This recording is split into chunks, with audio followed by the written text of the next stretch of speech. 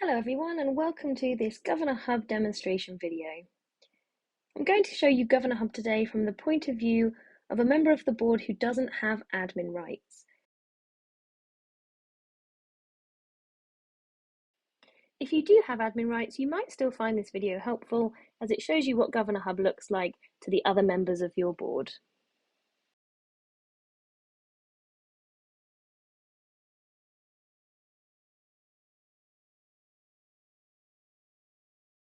When you're added to your board on GovernorHub, you'll receive an email that looks a little bit like this one with a link to set up your account. If you click on that link, you can then follow the steps through to set up your account.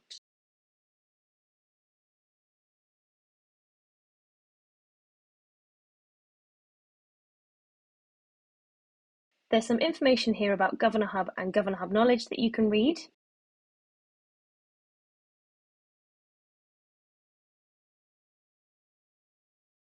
Then on the next page, you can check that your name and your email address are correct and choose your password.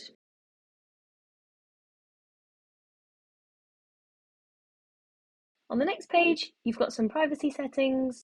You can choose whether to share your contact details with the other members of your boards. Admins will always be able to see your contact details. And you can choose whether to receive updates from GovernorHub or any Governor services or MAT Central teams that you're linked to on GovernorHub. Then finally, you can have a read through our terms and conditions and our privacy policy. And if you're happy with those, tick the box and get started. When you first set up your account, you're taken through to your profile page here. So this is where you can update any of your information, such as your name, your photo, contact details, and other information such as your date of birth and DBS checks. You might not need to fill all this information in yourself. Somebody from your school might do this for you, but you can update whatever you need to in here. You've got other sections in your profile page too. One is your declarations. So in here you can set up anything that you need to declare, any business interests or other conflicts of interest that you need to declare. And you can also confirm those using this button here. So once you've got everything inputted into GovernorHub, click confirm, and it will store the date and who it was confirmed by. You've then got more confirmations over here in this tab. Everyone gets the option to confirm they've read and understood keeping children safe in education, and there's a link off to that guidance here, which will always be the most up-to-date version. And then any confirmations that have been set up for any of your boards will appear here below. Things like the code of conduct, maybe online safety policy, things like that.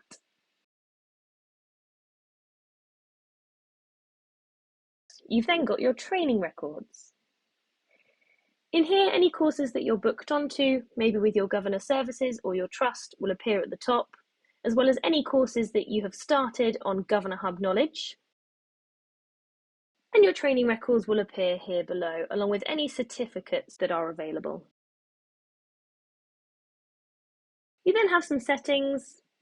So the same privacy settings are over here on the right-hand side, whether to receive updates from Governor services or MAT Central teams or from us at GovernorHub.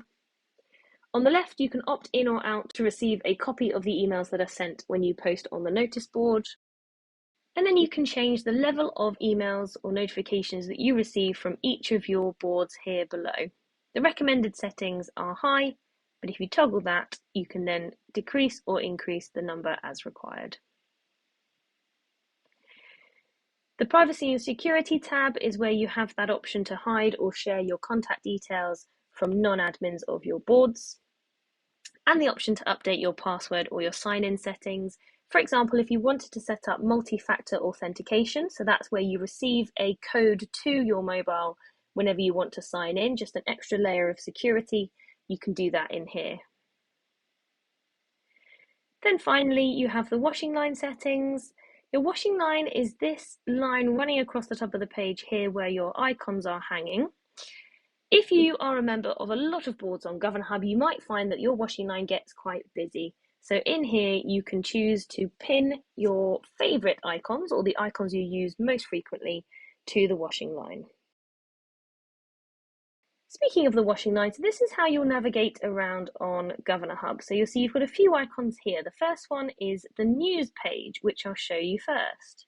If I click on news, that takes me back out to this news page here. Now, one thing to note, if you need to get back to your profile, you can click on your name at any time in the top bar here, and you'll see a link to go back to your profile page. And if you need to log out, the option is in there as well. Now, whenever you sign into GovernorHub, you're taken through to this news page here. This pulls in education news from around the country, and you'll see different outlets there. So you've got the Department for Education, Schools Week, BBC News, all sorts of different news outlets there, all of the education news, so you can have a scroll through and catch up on what's going on in the world of education.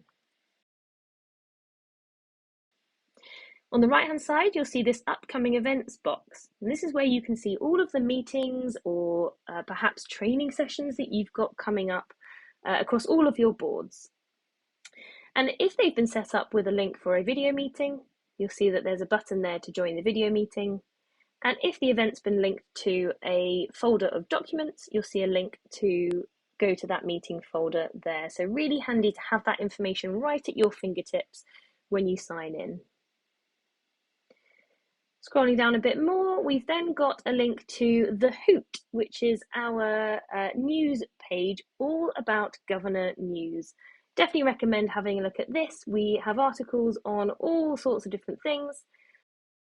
And we do have a weekly news briefing that you can actually sign up to receive via email. And this is great because so much is always changing in the world of education, so it's really handy to have it digested each week into the bits that you need to be aware of.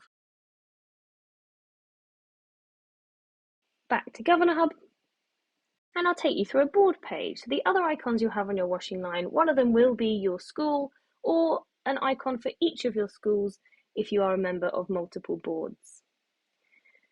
If I click on my school here, I can then have a look at the notice board, which is the first tab that I land on. The notice board, you can have a scroll down and catch up on what people have been talking about. You can see a message there from Sarah Smith, who is my clerk for this particular board. And Sarah's very handily provided links from her message. So for example, the papers for the next meeting, we've got a link to those there. I've got a link to actually go to the meeting in the calendar. And if I want to, I can add a reaction to this post, a little tick to say, yep, I've read this, thanks very much. And even a comment to say, thank you. Anybody can post on the notice board using this box here. When you type your message, you can then choose for it to go as an email to either all of the members of the governing board, that's the default option here, or to just the members of a particular committee, or to any specific person who is a member of your board. The important thing to note though is the message will still be visible on the notice board for everybody to see, but you're controlling who gets notified by email about your message. So you're not bothering people with information they might not need to know about straight away, but they can still catch up on everything that people have been talking about by scrolling down here.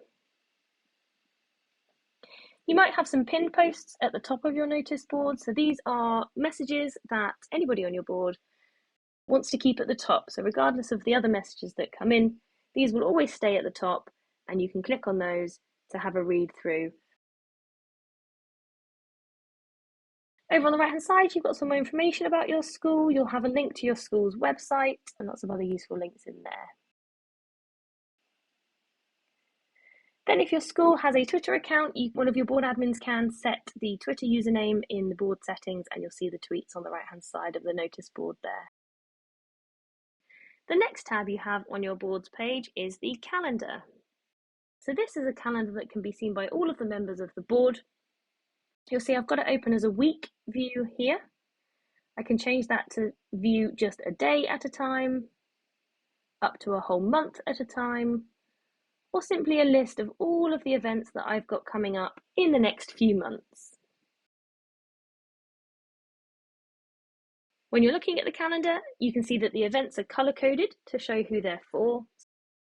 So I can see I've got a meeting coming up next week that's for my full governing board, which is blue, according to the key here.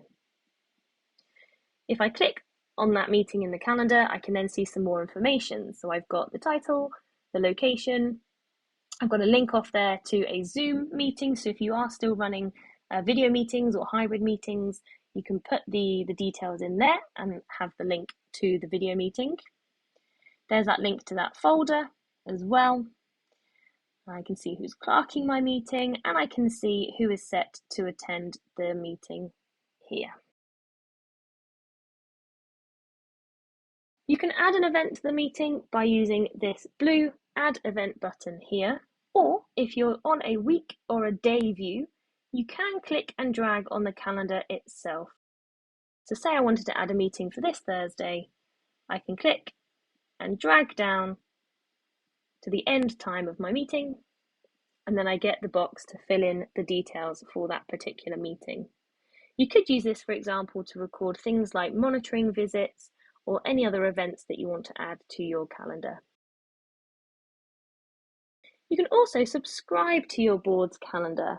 So what that does is it adds the calendar to your computer or your phone, whether that's an iPhone or an Android phone, whether that's on your computer, you use Outlook calendars or Google calendars. Any personal calendar that you use, you can subscribe to your board's GovernorHub calendar. So that means that you've got all of the events from GovernorHub on, say, your phone. And if anything changes on GovernorHub, that will also change on the subscription on your personal calendar. So you can always make sure you've got the up-to-date information for your meetings. If you are a member of multiple boards on GovernorHub, it's also really handy to subscribe to all of the calendars for all of your boards so that you have everything all in that one place. The next tab then is your documents. Now, documents work much like any other document storage system, but with a few extra things for governance. In your documents section, you might see a list of folders just like this.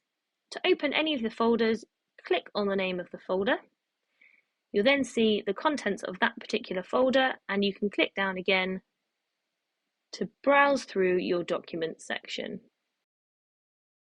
So here I've gone into my meeting folder and I can see all of the papers that I've got available for that meeting. Now you can view any of these documents from within GovernorHub itself by clicking on the name, and you'll see that that loads within our built-in document previewer just like this. So you don't need to download documents in order to view them. You can open them up from within GovernorHub like so. Of course, if you do want to download them, the option is here at the top to download, and you can also print from within GovernorHub as well. So you don't need to download to print, you can do that from the viewer here. Now you might have noticed that there's a padlock next to my papers in here, and there was a padlock next to the folders when I was navigating through as well. What that means is that these documents and those folders can only be edited by admins. So they can only be renamed, deleted, or moved by admins for the board. If you don't have admin rights, you can still view the documents and download them as well. So there's nothing to prevent you from accessing them, even if they're locked. You can find more options for documents using this three dots button over on the right-hand side here. For example, you can share a document onto the notice board. So if you want to let everybody know that you have, for example, completed a monitoring visit and you want to share the report with everybody, you can download a document in here. You can copy a link to that document. So say you wanted to paste it elsewhere, say in another document. You can open it in a new window or tab.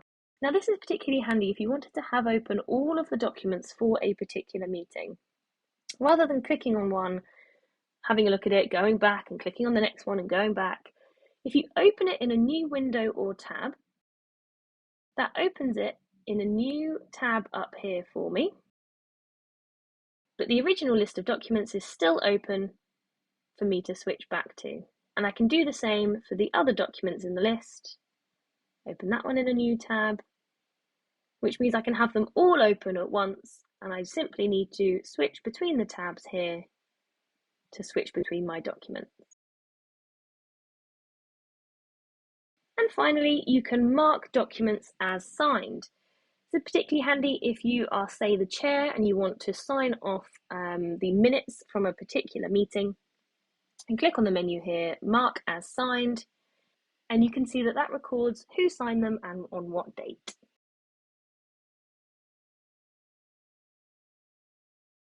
The next tab is your Governing Board tab. In here, you can see a list of all of the members of your board. And if you look underneath their name, you can then see more information about each person. For example, I can see that Ellie is a parent governor. I can see Ellie is an admin, a member of the Curriculum Committee and Finance Committee, Vice Chair, and the Health and Safety Governor as well. If you click on someone's name, you can then see even more information. So now I can see Ellie's term of office and first appointed date. And if I want to go to Ellie's profile page, I can click on this button here. Those are the current members of your board. You can also see the historical members in this tab here. So these are all the people that have been removed from your board, and it's a timeline of the date that they were removed.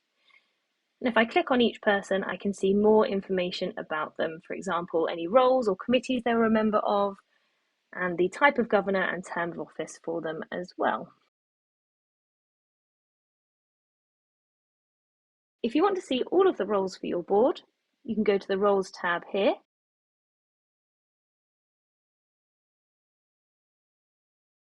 To see all of your board's committees, head to the Committees tab. You can then click on a committee to view the members and the roles for that particular committee. Your board's constitution is here.